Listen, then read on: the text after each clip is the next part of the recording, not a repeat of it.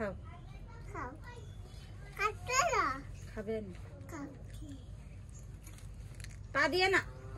পা দিয়ে না তুমি পড়ালেখা করো আলিফ আমি বা তা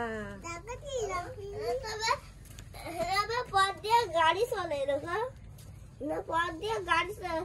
সাধারণত পথ দিয়ে গাড়ি পথ দিয়ে দেখি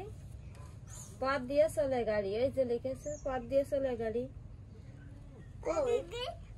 বানাতে দেখো ভালো করে